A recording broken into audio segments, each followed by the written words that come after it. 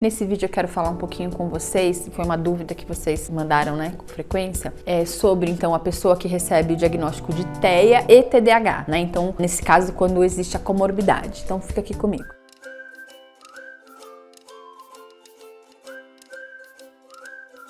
Olá, eu sou a Lara da Almeida, seja bem-vindo ao meu canal. Se você ainda não é inscrito, se inscreve, ativa o sininho de notificação, porque toda vez que eu postar um vídeo novo você vai ficar sabendo. Então vamos falar um pouquinho dessa comorbidade. Vocês perguntaram bastante, então já tem vídeo aqui explicando exatamente, né, os sintomas do TEA e do TDAH, então vou falar rapidamente. Então a gente já sabe que tanto o TEA quanto o TDAH é um transtorno do neurodesenvolvimento. O que significa isso? Que os sintomas eles devem estar presentes desde a infância. No TEA a gente já consegue avaliar alguns sinais importantes que para levantar uma hipótese diagnóstica no bebezinho, ali aproximadamente com 9, 10 meses já é possível perceber alguns sinais importantes para iniciar a avaliação, claro, sempre que possível já a estimulação. No TDAH, a gente vai precisar esperar um pouquinho mais, a gente tem sinais preditores aí antes dos 5 anos de idade, mas a gente só vai diagnosticar a partir dos 5 anos de idade, então é tardio. Quando comparado ao TEA, a gente já consegue avaliar esses sinais preditores aí nos primeiros meses do bebê, com alguns anos, 2, 3 anos, de repente a gente já consegue ter um diagnóstico. A gente sabe também que algumas pessoas vão receber esse diagnóstico lá na vida adulta, mas de qualquer maneira, os sinais, tanto relacionados ao TEA quanto ao TDAH, eles devem estar presentes já da infância. Então a gente tem que fazer essa avaliação, buscar essas informações aí de como foi a infância, de como foi a vida escolar, né, quando esse diagnóstico ele chega tardiamente. E aí vamos falar um pouquinho de como é que essa comorbidade costuma aparecer, quais são os prejuízos, quais são os sinais importantes. Então a gente já sabe que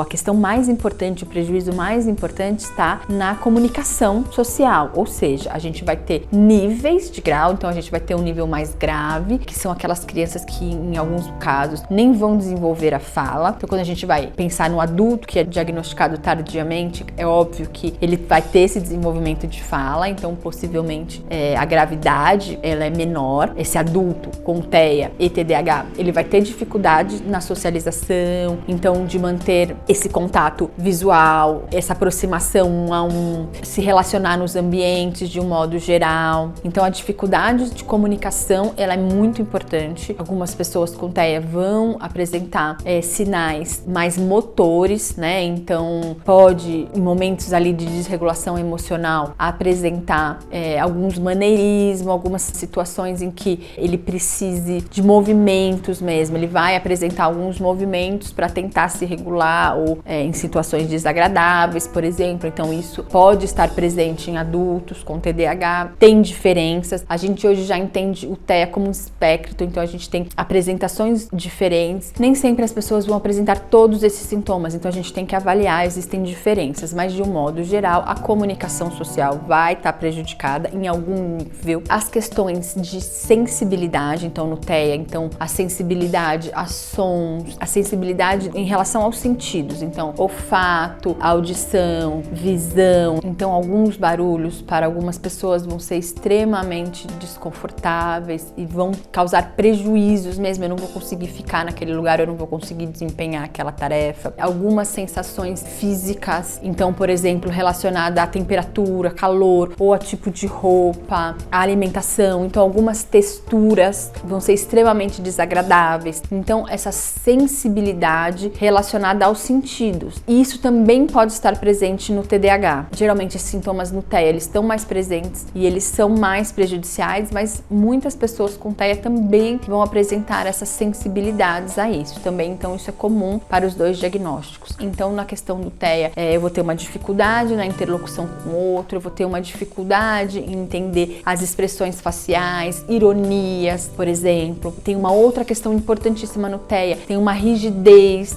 a questão da rotina, de como eu sempre sento no mesmo lugar, eu sempre me organizo para ser da mesma forma, às vezes uma restrição até em relação à alimentação, eu preciso repetir, tem que ser sempre, ou tem que ser com muita frequência no adulto aquele tipo de alimento. Então essas são características muito fortes do TEA. O TDAH, a gente já sabe das questões da desatenção, principalmente, da hiperatividade, da impulsividade. Então, no TDAH, as questões relacionadas à falta de atenção, organização, gestão de tempo estão muito presentes. Então, quando a gente tem a comorbidade, é muito comum que a pessoa que apresente o TEA com o TDAH, como tem uma rigidez maior própria do TEA, é muito possível que a pessoa não tenha tantas dificuldades em relação à organização. Ela tem uma desatenção para leitura, às vezes para comunicação social importante, para os estudos, mas ela pode não apresentar o prejuízo relacionado à desorganização por conta dessa inflexibilidade, essa necessidade presente no TEA em organizar, controlar, em essa necessidade da rotina, de antever. Então, é muito comum que a pessoa que apresente essa comorbidade não tenha tanta dificuldade de organização, pelo contrário, ela gosta, ela quer manter aquela rotina. A questão, então, da comorbidade do TEA com TDAH, a gente vai ter essas questões relacionadas à hiperatividade. Então, é muito comum que essa criança ou esse adulto apresente, então, uma agitação motor importante, apresente dificuldades, às vezes, de controle de impulsos relacionados, por exemplo, à alimentação. Então, nesse caso, esses prejuízos, eles vão aparecer de maneiras diferentes, em graus diferentes, né, a depender de cada pessoa, mas a comunicação social vai estar muito prejudicada por conta do TEA. Essa dificuldade nos relacionamentos, elas vão se dar, né, ali no dia a dia. E aí, essas questões relacionadas ao TDAH, que vai ser a própria desatenção, então pode causar prejuízo para os estudos, por exemplo, e uma agitação motor importante. Então, essa criança, além dos prejuízos, ou esse adulto, dos prejuízos ali nas relações sociais, no entendimento, na compreensão, muitas vezes nessa relação um a um, né, ou nas relações entre grupos, etc., ainda assim vai estar associado questões de desatenção, então geralmente mais voltado para dificuldade no estudo, manter o foco